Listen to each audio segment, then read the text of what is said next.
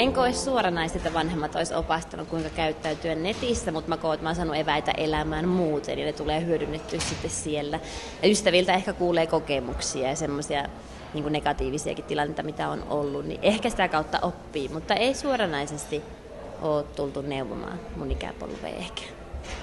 No en mä, ehkä se on saattanut olla vähän toisinpäin, että mä olen ruukannut jakaa niitä ajatuksia, niin mä työn puolesta joudun käyttämään niin paljon tosiaan nettiä, niin se on niin sinut sen kanssa, niin mä oon itse sitten vähän tutkiskellut, lueskellut, että mitä siellä on turvallista tehdä ja miten se katsii olla. On jo, ja hyvä oli ainakin nyt jälkeenpäin huomasi, että oli nää sitten aika paljon siinä koneella sai olla, niin sen kyllä huomasi, tuli ihan se oli ihan järkevä vaihtoehto se, että sitten siellä ei tullut ollut niin tolkuttoman paljon, ja sitten just, että missä sivustoilla ja muilla sai käydä, ja sitten piti vähän informoida niille, että eli sun vanhemmat kontrolloi sitä. Niin. Joo, hyvin. Että se oli ehkä lapsena se oli vähän, että minkä takia näin, mutta nyt sen tajus kyllä paremmin varttuneempana, että miksi. No lähinnä se, että älä laita nettiin tyyliin henkilötunnusta, älä anna pankkitunnuksia kellekään silleen, että saa käyttää järkeä. Että mieti, onko järkevää vaikka sanoa oikea nimi tai antaa omat oikeat tiedot jossain sivustolla. Jos täytät yhteystietoisi lomakkeisiin, varmistu sivuston tietoturvasta ja siitä, mihin tarkoituksen vastaanottaja tietojasi käyttää. Käytä mieluummin suojattua yhteyttä, kun luovutat henkilötietojasi tai hoidat raha-asioitasi. Älä avaa sähköpostia, mikäli et tunne lähettäjää. Älä klikkaa nettisivujen, Facebookin tai muiden sellaisten houkuttelevia mainoslinkkejä, varsinkin jos niissä sanotaan, että olet voittanut, sillä sen valitessasi olet jo hävinnyt. Missään tapauksessa älä kerro nimeäsi, osoitettasi, puhelinnumerosi tai tilinumerosi kelle tahansa tai missä tahansa netissä. Netissä kannattaa muistaa se, että kun tekee nettiostoksia, niin ostosten tekeminen on turvallista suurista tunnetuista nettikaupoista. Ongelmia tulee yleensä siinä vaiheessa, kun käyttäjät keskenään alkaa tekemään näitä kauppoja ja silloin on suuri vaara joutua petetyksi. No netissä kun ei voi ikinä olla aivan varma, kenen kanssa on tekemisissä ja siellä on hyvin helppo valehdä se oma ikä ja sukupuoli ja vaikka esiintyä aivan toisena henkilönä.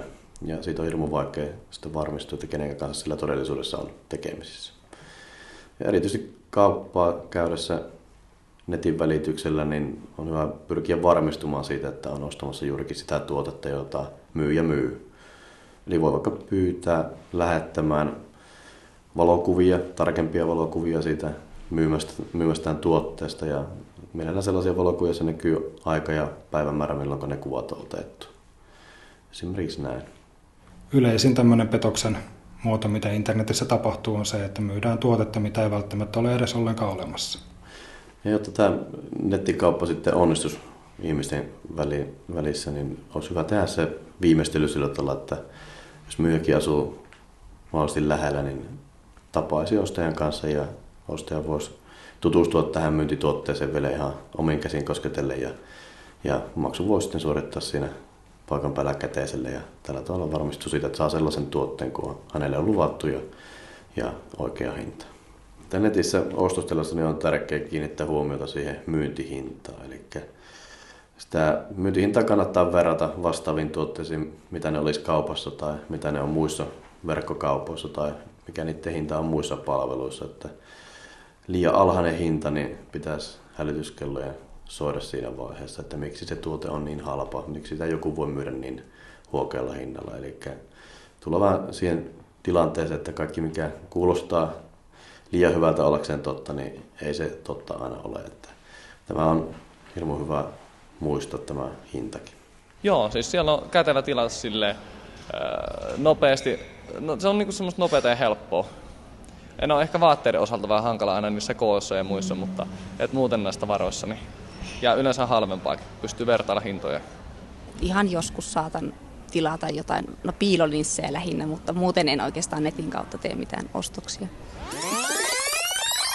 Maksaminen netissä, niin kotimaassa Visa-kortti on hyvä, koska siihen liittyy vakuutus myös ulkomaillakin, mutta suosittelisin ulkomailla käytettäväksi paypal.comin palvelua, koska silloin sille ulkomaiselle kauppialle ei jää jälkiä pankkikortissasi.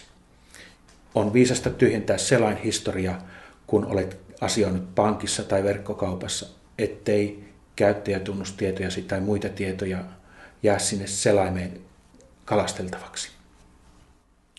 Huolehdi, että jokaisessa nettiin liitytyssä laitteessa on virus- ja selainturva. Esimerkiksi F-Securen Safe-ohjelmisto toimii niin älypuhelimessa, tabletissa, kannettavassa kuin pöytäkoneessakin.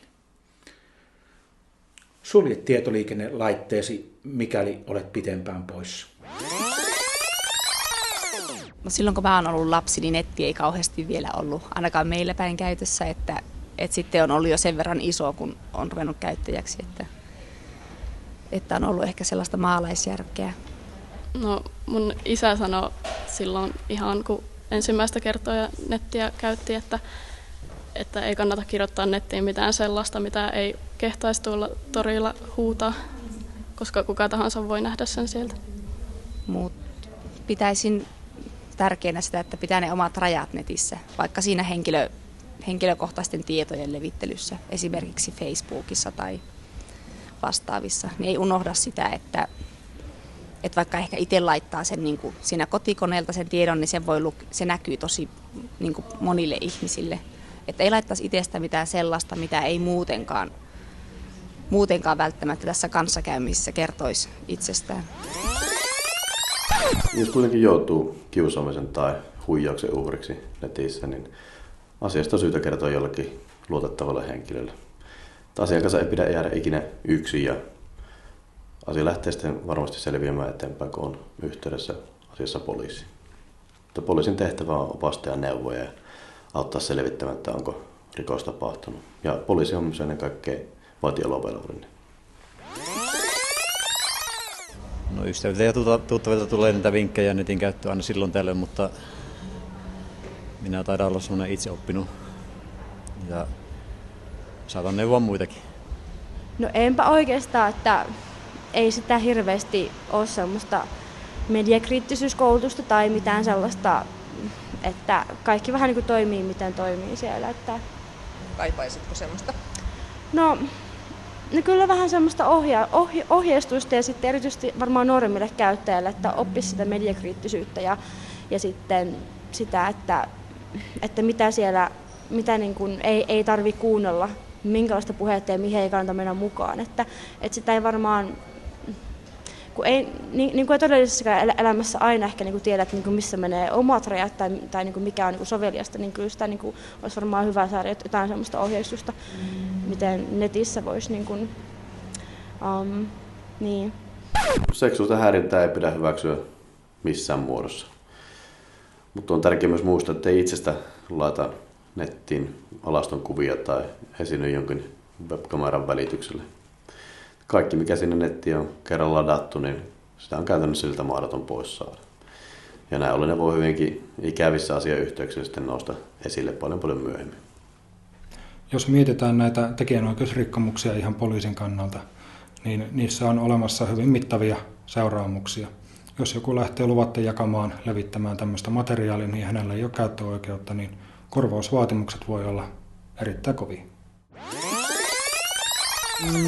No en kyllä vanhemmathan, me ollaan just sitä sukupolvea, että niin kun me osataan paremmin netti kuin meidän vanhemmat. Että siis ne on siksi vähän huonoja siinä neuvomaan, että enemmänkin me 80-90-luvulla syntyneet neuvotaan vanhempiamme sen netin kanssa. Ystäviltä on saanut ihan hyödyllisiä vinkkejä erilaisiin nettisivustoihin, mistä saan tietoa asioista, mistä voin esimerkiksi tulostaa jotain lomakkeita. Vanhemmat ei käytä nettiä juurikaan. Tuolla ikäihmisten kerrossa tosiaan, niin meitä on 3 saman ikä. Tietysti halvaantunut on yksi niistä, mutta kumminkin niin minä olen ainut, joka käytän siis nettiä, jotta ei siellä kaikki ne vaan, niin kuin, ei hyö semmoiseen ruppea opettelemaan, ovat sitä mieltä. Jotta se on, kun sitä ei 100% varma ole kuitenkaan käyttäjänä, niin sitä niin kuin pelkään, jotta jos minä tosiaan omat tietoni sitten pahasti levitän sinne, jotta se, kun semmoisen käsityksen on saanut, niin jotta ne kun sinne kerran latoaa, niin ne ei sieltä pois lähde. Viestintäviraston Tietoturvasivulta löytyy hyvin lisää tietoa laitteiden ja palveluiden turvallisesta käytöstä. www.poliisi.fi-verkkosivulta löytyy kaikki verkossa toimivat nettipoliisit ja sieltä voi valita mieleisen konstaapelin, jonka kanssa haluaa asiaa selvittää ja olla hänen yhteydessä. No, mä oon 69-vuotias jo. Kukaan ei usko mun joutuvan enää hirveän suuren nettiuhkan alaiseksi, että en mä saa kauheastikaan nettikäyttäytymisohjeita tai varoituksia. Kaipaisitko niitä? En. Selvä. Kiitoksia. Kiitos.